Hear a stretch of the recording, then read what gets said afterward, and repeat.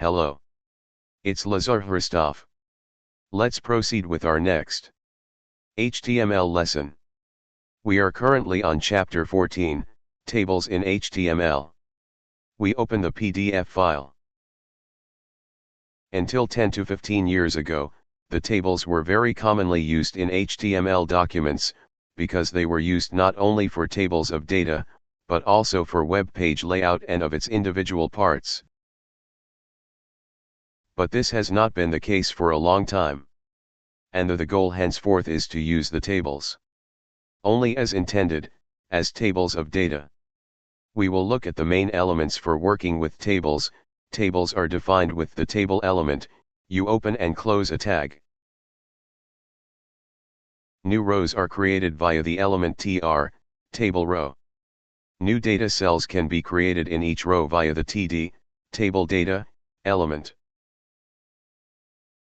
Each cell can contain text, links, pictures, lists, forms, other tables and so on. We consider an example in which we create a small table consisting of 2 rows and 3 columns.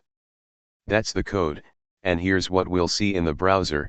As we see, default between individual cells of the table and the rows, there are no visible borders.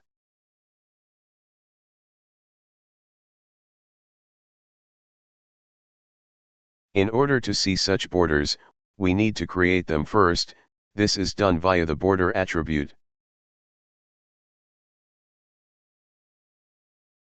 By default, the width of the table is equal to the width of its content.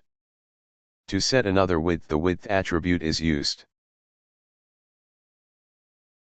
New cells can also be created with the th element. It is used for titles. The default text in it appears bold and centered.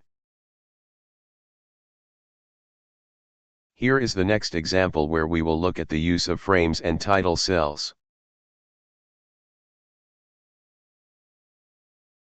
Here it is in PDF file, and here is the output of this code. We see that we have 3 titles here, and in the remaining cells the text is divided by frames into the individual rows and columns.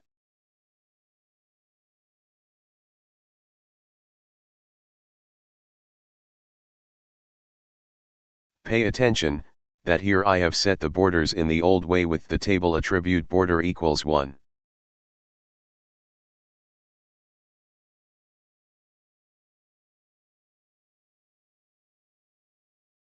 And one more element, caption, can be used for titles, but it sets the title of the entire table. It is written on the next line after the initial element. Here is an example of its use, thus seen. Tables can also be nested within each other. This is done as the second table is inserted into a given cell from the first. Therefore, the nesting takes place in a given element td, but we won't cover that in this tutorial. In terms of attributes of the main elements of the tables, there is a huge difference between HTML 4.01 and HTML5. Almost none of the attributes from HTML 4.01 is supported in HTML5. Therefore, we will consider them separately, but we will not consider absolutely all, but only the more frequently used ones. Here are the attributes of the table element. These are frame, color, width, and height, cell spacing, and to neighboring cells, and here for frame.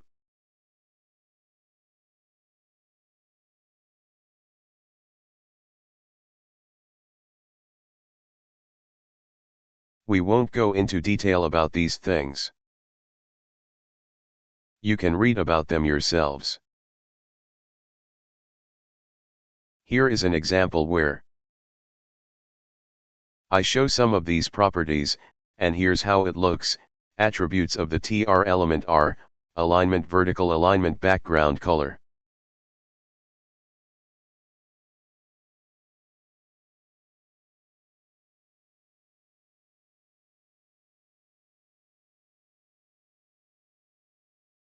Here is an example, with these elements. Attributes of the td element are alignment, vertical alignment, background color, width, height, and col span specifies how many columns the given cell to occupy. Row span specifies how many rows.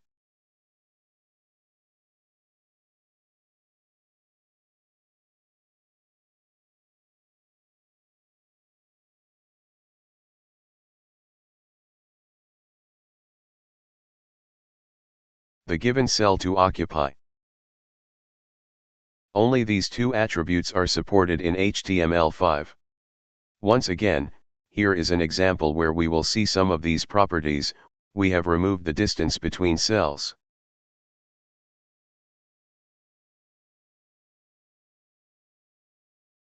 I give explanations through examples. In the first row, we set a different alignment to the three cells. We set a height of 40 px to the third cell, and we see that this is already true for the whole row.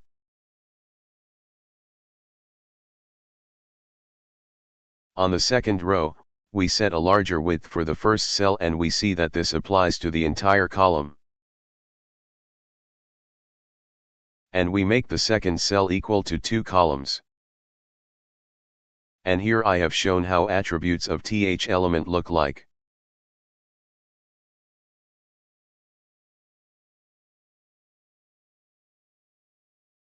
They are similar to those we have considered, and we will not dwell on them.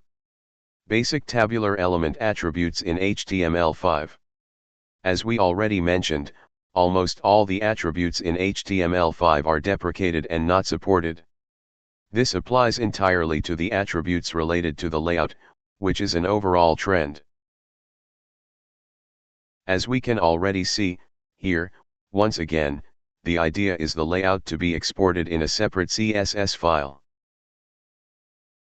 Here are the main table element attributes supported. The table element attributes are not supported anymore. It is the same with the tr element. Regarding the td element,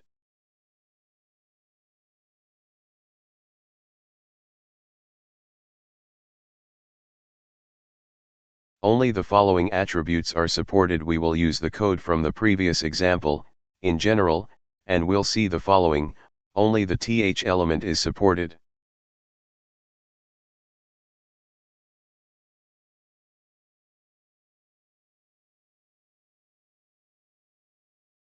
By some attributes, they are quite specific. You can read about them in detail.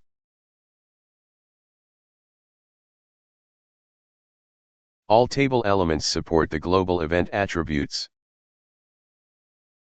For more information you can go here. That's all for this tutorial.